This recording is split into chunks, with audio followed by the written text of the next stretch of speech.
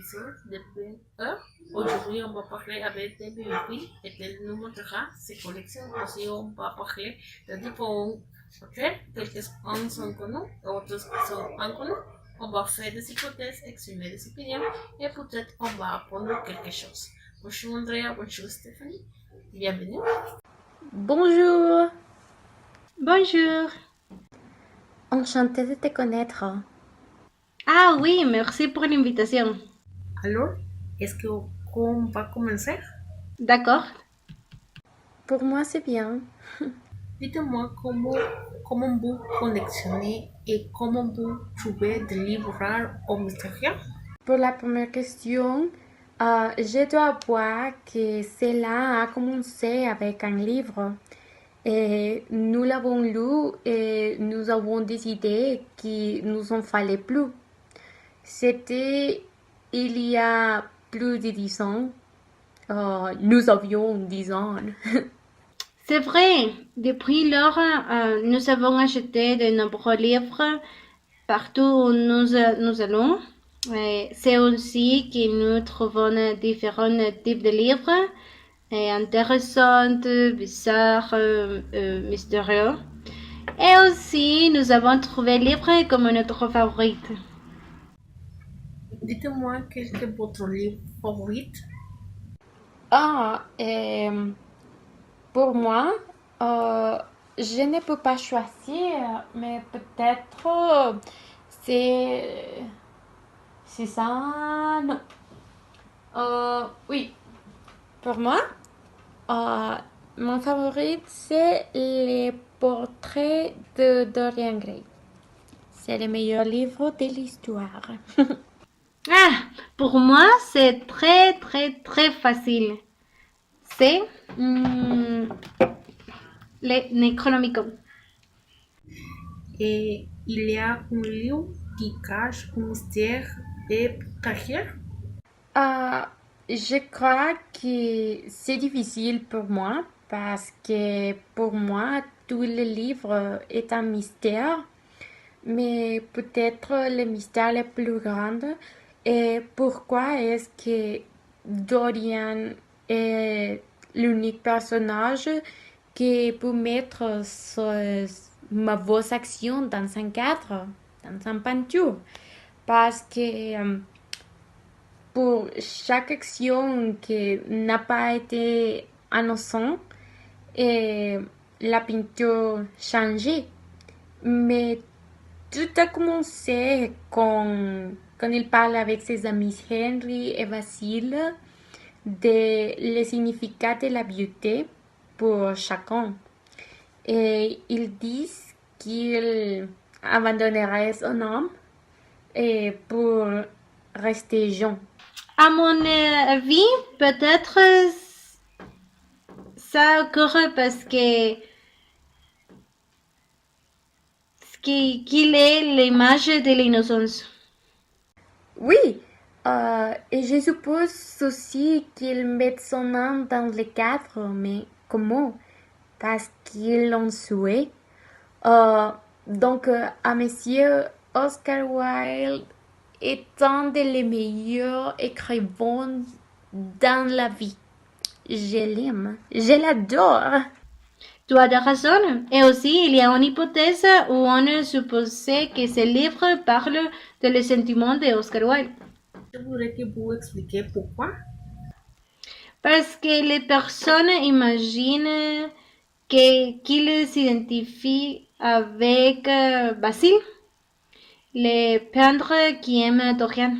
Ah oui, tout le monde les critiquait pour ça. Mais pour moi, les personnes n'étaient pas prêtes pour l'histoire. Sans aucun doute. Et j'admets que pour moi, sa manière d'écrire a été très formidable parce qu'elle est très facile de comprendre l'histoire et d'imaginer qu'on est les personnages. Oui, sa manière d'écrire est très romantique. Pour moi, est très géniale, sans aucun doute. Imaginez que vous êtes Dorian et que vous n'êtes pas vieille. Qu'est-ce que vous faites? Ah, je ne sais pas. Je crois que je deviendrai fou. Mais je ne serai jamais comme Dorian.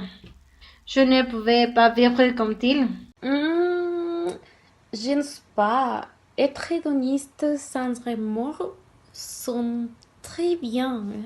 Mais pour tout le monde, tu serais très belle, mais tu aurais un cadre qui te rappellerait les vrais de ton âme. Oui, mais seulement j'en saurais, et comme Oscar Wilde a dit, la diversité d'opinions sur une œuvre d'art montre que cette œuvre est nouvelle, complexe et viable. Non, non. Alors, on parle mieux de Lovecraft et les Necronomicon. D'accord, nous, on dit un petit peu, s'il vous plaît. Pour moi, l'importance de ce livre, le Necronomicon et les mythes autour de la littérature de Lovecraft. C'est un ouvrage, sans personne croit qu'il est réel, mais c'est fictif et inventé pour les écrivains Lovecraft. L'idée est que cet ouvrage était une histoire naturelle d'autres mondes. Les textes sacrés de Dieu obscène, la clé pour ouvrir les portails qui amèneraient l'extinction de la race humaine, toutes les idées de terreur. Oui, pour la littérature de Lovecraft, c'est un part important ce boire du mythe. Mais ils finiront par être frustrés à la recherche du vrai Necronomicon. C'est vrai, j'ai connu des amis qui pensent avoir trouvé les Necronomicon, les vrais Necronomicon. Ils ont acheté très marché et ils ont triché. Je l'ai compris. Pour des raisons narratives, dans le cadre de ces fictions, Lovecraft évoque la conservation de quelques bizarres exemplaires de l'ouvrage dans par exemple, les archives secrets du Vatican, dans les réserves secrètes du British Museum, à l'Université de Lima au Pérou, et aussi à l'Université de Buenos Aires en Argentine, à la bibliothèque de Harvard ou encore à la Bibliothèque nationale de France.